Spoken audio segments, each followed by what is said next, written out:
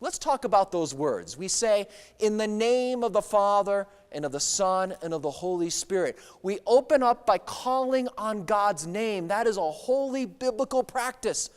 Great heroes throughout salvation history called on the name of the Lord, whether it was Seth in Genesis 4, or Abraham in Genesis 12, or Isaac, or the Jews that when they would recite the Psalms, they would call on the name of the Lord, inviting His presence, invoking His holy name, calling on His power into their lives.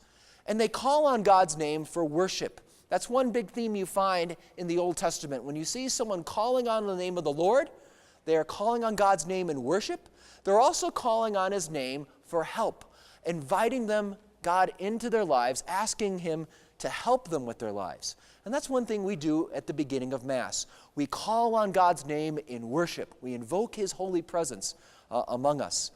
We ask Him to be with us as we consecrate this 30 or 60 or 90-minute period where we participate in the holy sacrifice of the Mass. But then there's this other aspect of the sign of the cross, and that's the ritual of tracing a cross over our bodies. This also is found, at least maybe prophetically somewhat foreshadowed in the Old Testament even, in Ezekiel chapter 9, verse 4. Way back in the time of Ezekiel, the people in Jerusalem were facing a great crisis. Many of the Jewish leaders, even the priests, had become corrupt. In Ezekiel chapter 8, the chapter right before here, in Ezekiel 8, Ezekiel's given a vision of idolatry taking place right in the temple as the Jewish elders are offering incense or worshiping gods that are foreign gods. They're worshiping the sun. And he sees all this corruption, and then God announces there's going to be judgment in Jerusalem. God's going to come in judgment upon the city.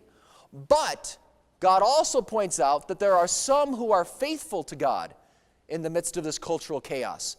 There are some who choose not to go along with what's happening in Jerusalem, and they're going to remain loyal to Yahweh.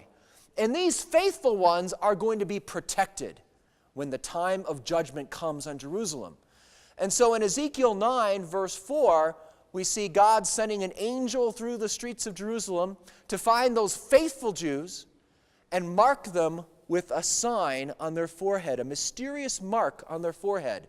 It's the mark of the last letter of the Hebrew alphabet, the Hebrew letter Tav, which looks somewhat like a cross.